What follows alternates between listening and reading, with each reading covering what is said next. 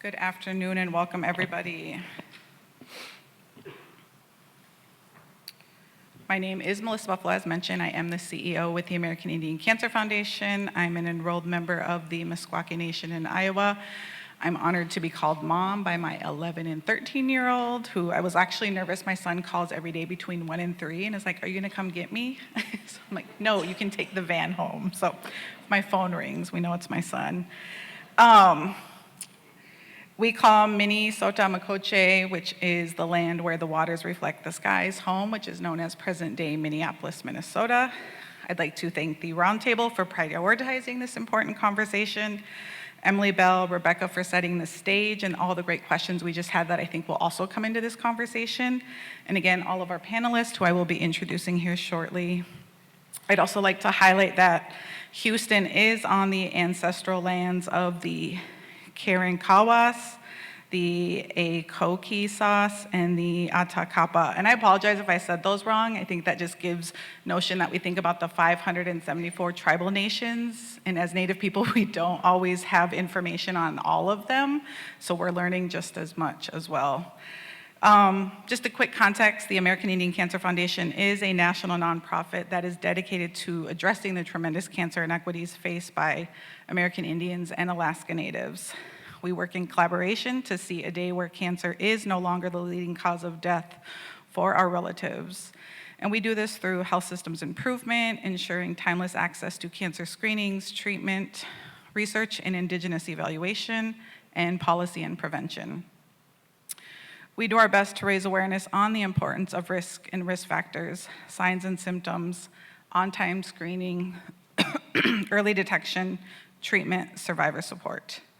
We lean on our indigenous way of knowing to work in partnership with tribes, clinics, health departments, and others to improve the health and wellness of our people.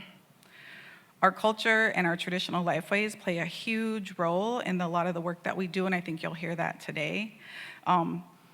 And a lot of the things we do, and I think we carry this with us, and I know a lot of other entities in the room do this too, really, this work is just really led by being a good relative, and the work we do is for our future generations. Again, honored to serve as the moderator in today's panel and discussing the barriers and solutions to reaching American Indian and Alaska Native communities for CRC screening. I know Dr. Redwood, Celena, and I understand the barriers to cancer screening, if not personally. And as we're discussing this panel with Emily, trying to figure out we need a third person, and so we of course came up with some other Native entities, doing really good work in Indian country. And we know we're doing good work because we do our best to show up every day. But we also challenged Emily to think of non-Native entities, such as health departments, who are doing good work in Indian country, because those are also the people that we have to partner with and lean on to do this work. And so excited to have Nikki up here from North Dakota, and want to thank Richard for making that recommendation. And again, as we think about those barriers, the data was shared that misclassification, medical mistrust is a huge thing that we're working on, across all of our programs and the work that we do. One thing I want to highlight, and it was just talking about it, federal appropriations. American Indians and Alaska Natives access Indian Health Service, which is federally appropriated dollars. So we see folks at IHS and OMB and others advocating for money to come into IHS, because on average you'll see about anywhere from $2,000 to $4,000 spent on American Indians in IHS versus $6,000 to $8,000 spent on federal prison inmates. So it's a difference, right? So we see that difference, and so how do we see $3,000 per individual across IHS? And again, where does screening play in all of that, needing to be referred out?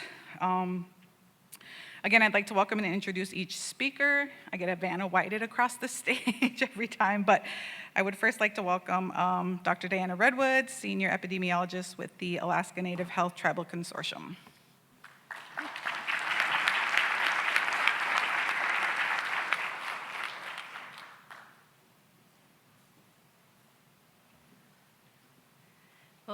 Well, I am short. Welcome, everyone. Thanks very much for having us and having this panel. I live and work on the ancestral homelands of the Dena'ina Athabascan people, so I very much appreciate their willingness to share their lands with us. I'll be talking a little bit about colorectal cancer prevention in the Alaska Tribal Health System. You've heard the data. It's always nice to have someone like Becky speak first, and then I don't have to talk about that. But it really is the reason that our tribal health organizations and our leadership at the tribal level and the communities have really made colorectal cancer prevention a priority and have said, this is something we want to work on, this is something we need to make changes. And so I want to just share a little bit of snapshots of some of the things that we have done to make that priority a reality. I always need to set the stage. Alaska is very big. It's a vast roadless region in most of it.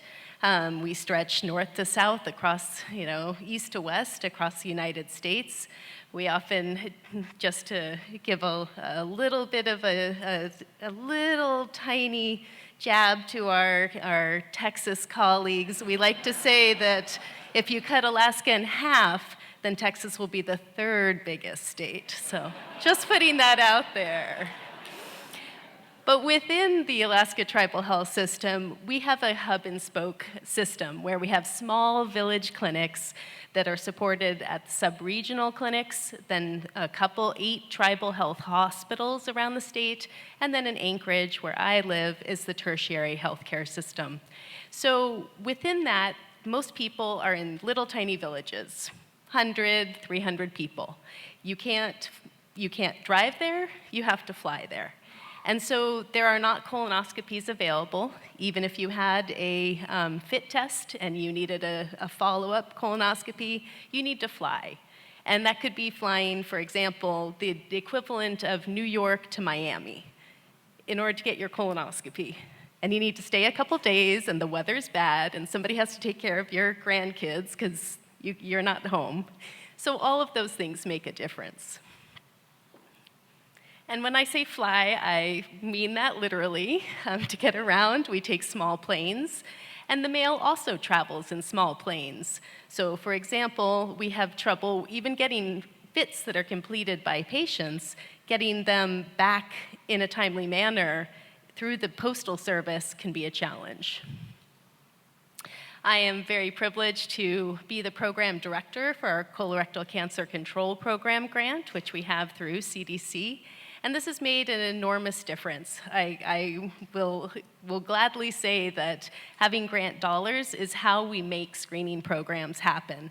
To have this extra push and impetus, to have time and space, to have dedicated patient navigators that can do work in the system, to have the time even to clean up electronic health records, make sure we have put information in that's accurate, so that the providers then can use that information in their limited time they have with patients.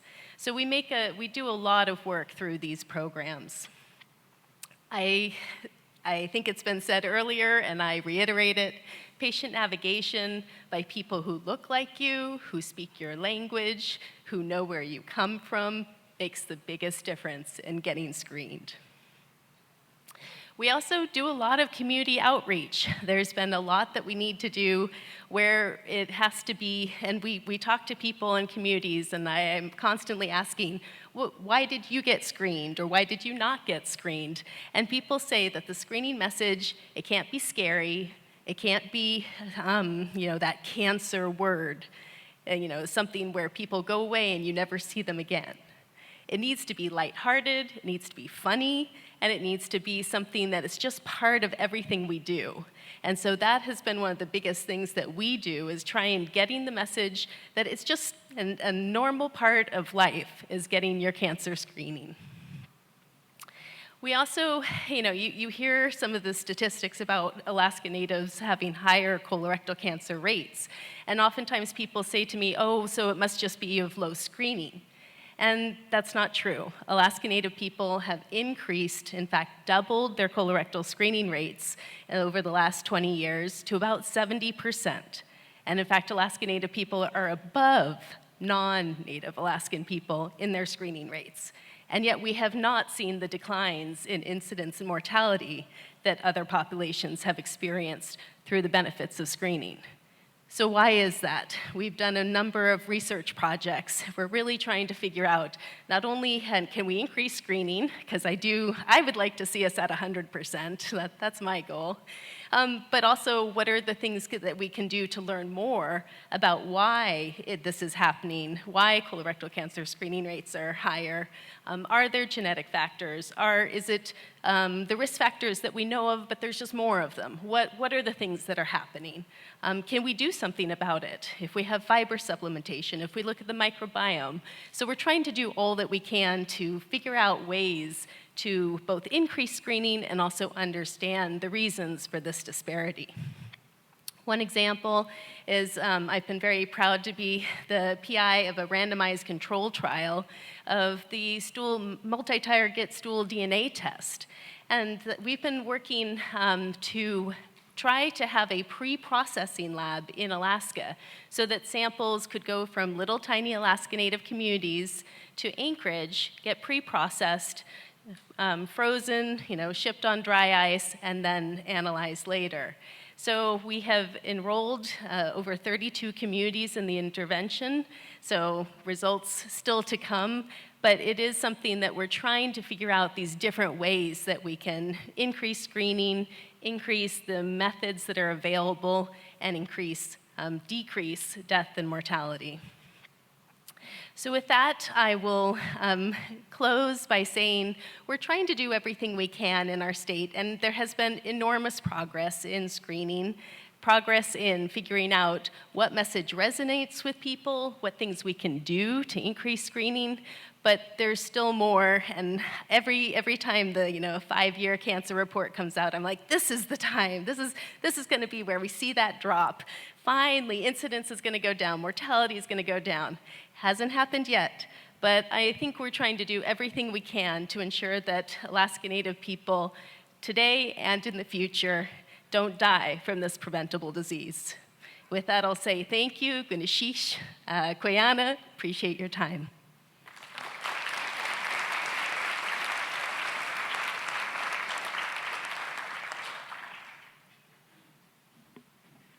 I used to do Head Start reviews, and I got to go to Alaska, and I did get to go on a snowmobile. And at the time, I didn't have a jacket, so I was like, I'll be okay, and I wore a pea coat jacket. So can you imagine being on pea coat in like 20 below weather? It did not do my ancestors proud that day. With that, again, I want to welcome Nikki, and again, just thank her for the invitation to come and share the work that North Dakota is doing to help improve cancer screening for tribal nations, tribal communities, just individuals. So Nikki is the Quality Improvement Specialist with Quality Health Associates of North Dakota.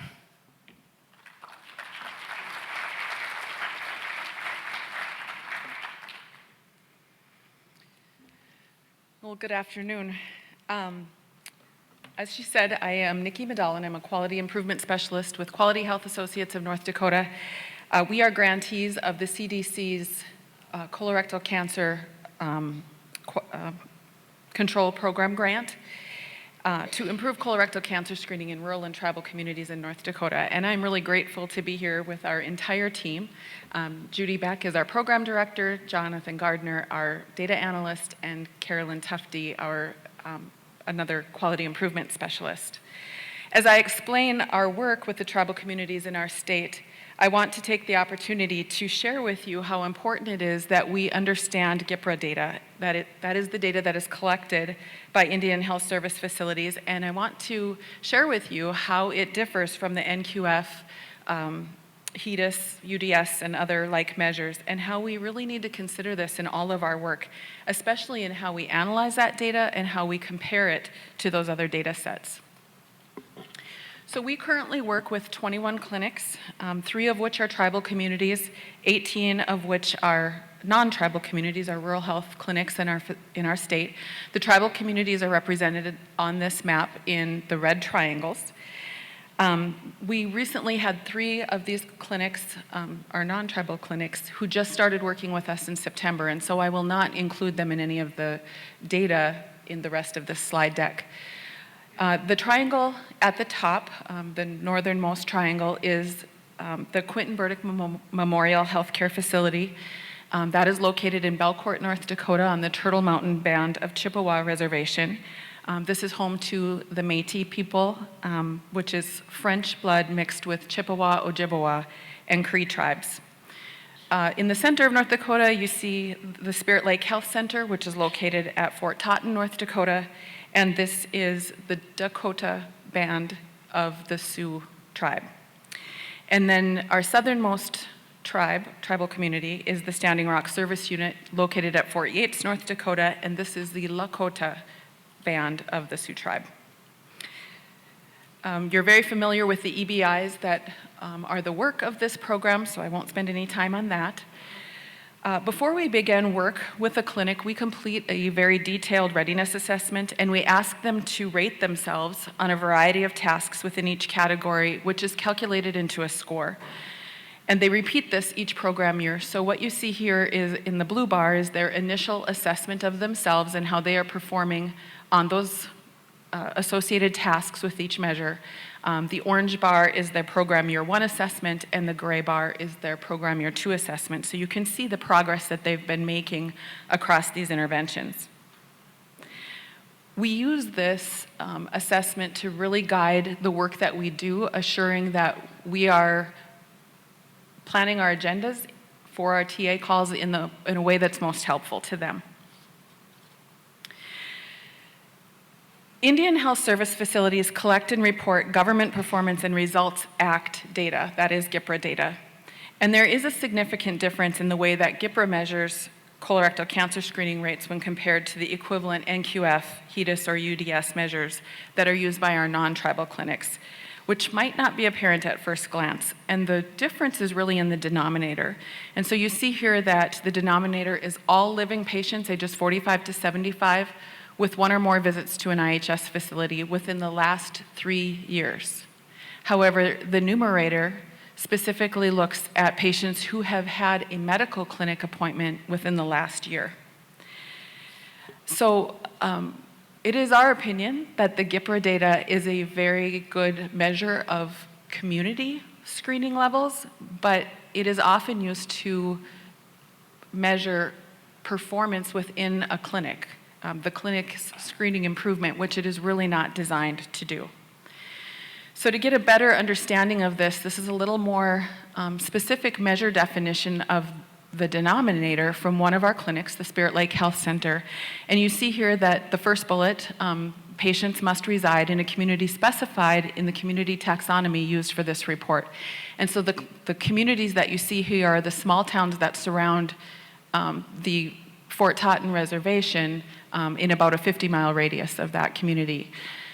The second bullet is also important. The patient must be alive on the last day of the report period.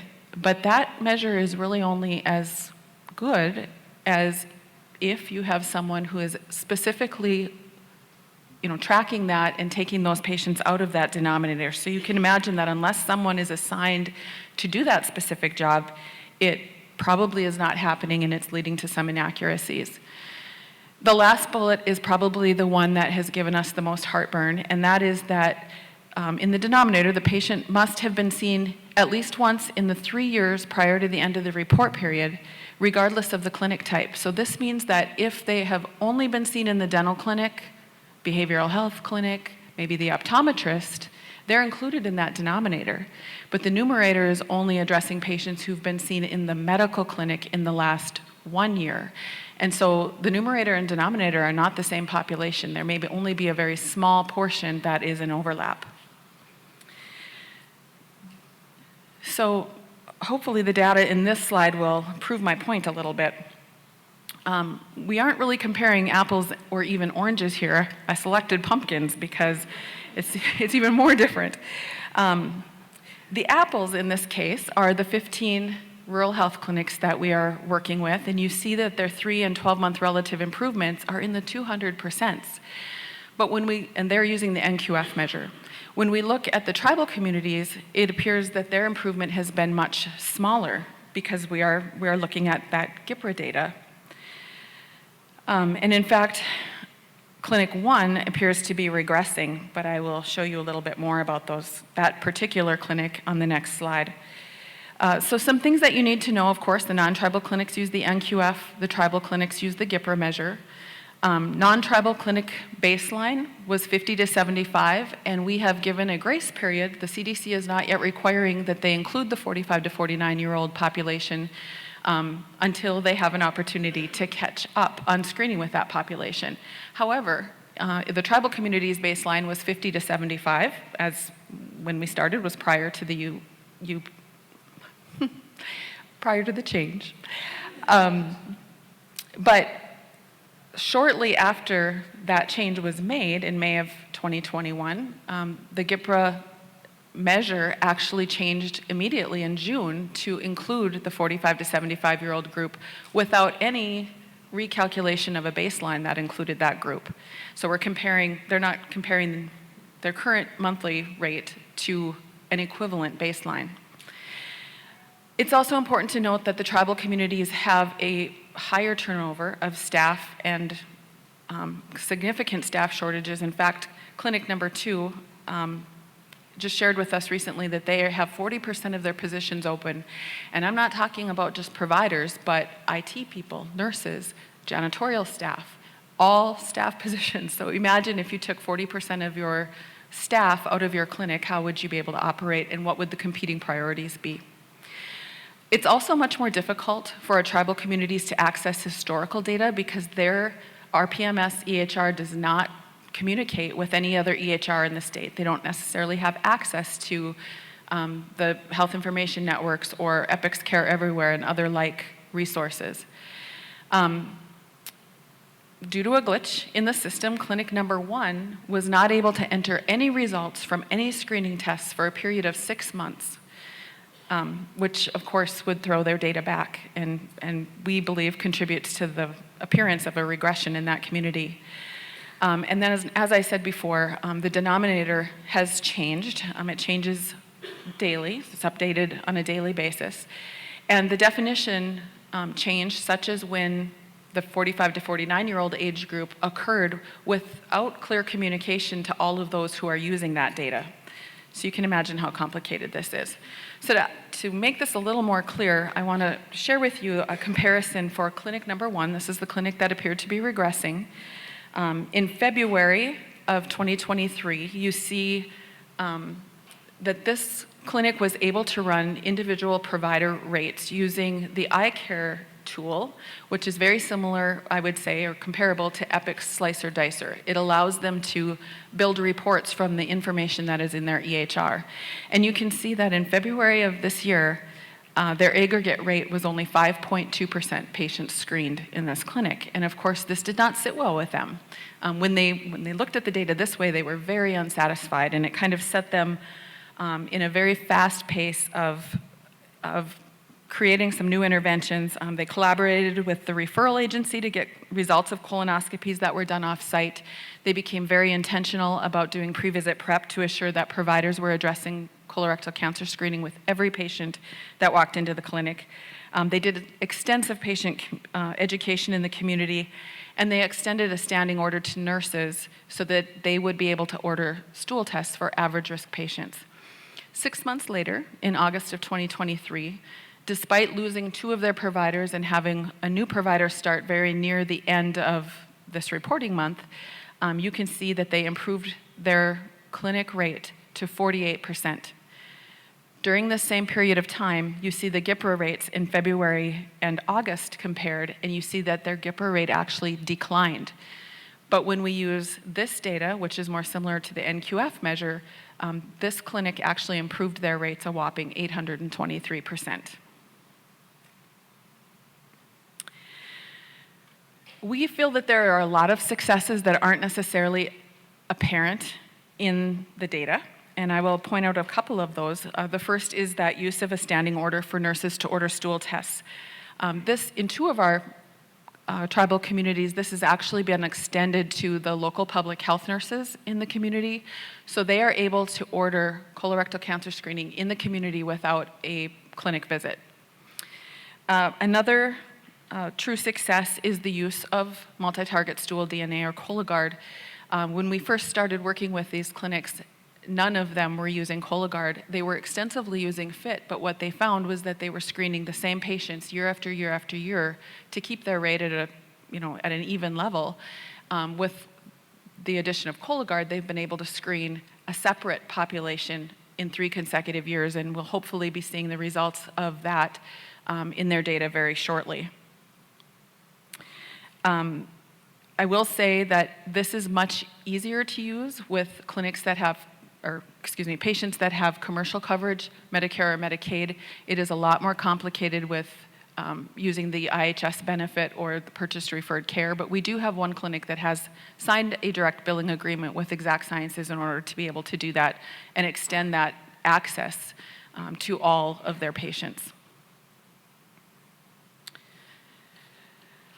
In closing, I just want to say that one of our internal measures of success are when we feel that we've been accepted by those facilities or those communities, and we know that when they start to share their language with us. I don't speak these languages, and so I'm not going to attempt to pronounce these words, but these are greetings that have been shared with us either in person or in emails. The first one from the Ojibwa, we share something among each other. And the first time that this was a greeting that was sent to me in an email, it was accompanied with the phrase, "May this be the first of many things we share." The second word, "We will see each other again." We always feel like we're invited to come back when we hear those words. And then finally, "Coda," and this is to be greeted as a friend. Thank you for allowing us to share our work.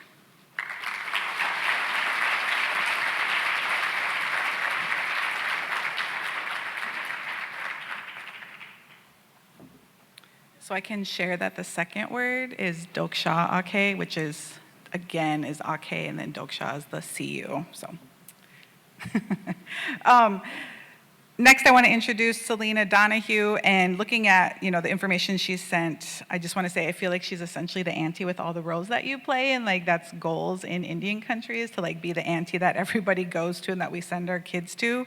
She is the Cancer and Health Disparities Eliminator, Public Health Advocate, Talking Circle Facilitator with CD Consulting. Welcome.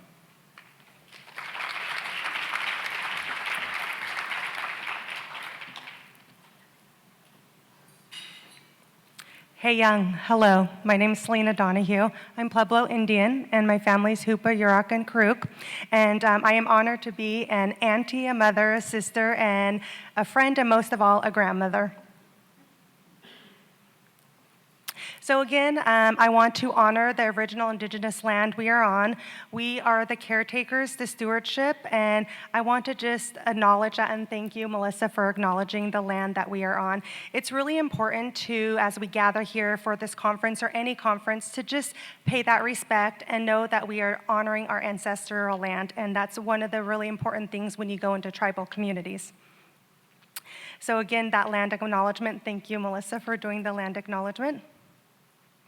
And another thing, when we're going into and you want to work with those tribal communities, it's really important to understand the historical trauma, the truth, and the healing. And that historical trauma is going to vary from tribe to tribe, from state to state, but historical trauma is entirely different than consistently holding on to the past because it resides in our DNA. It's intergenerational. So when you want to work with those tribal communities, take a moment and understand and do the history and understand whose tribe your land you're on, and understand their history. And part of that historical trauma is understanding the truth and that we are in that healing process as well.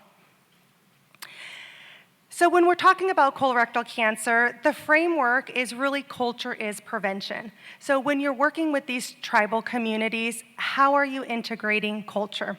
Because culture is our prevention. Successful prevention efforts need to be able to hold on to those complex truths in our Native communities.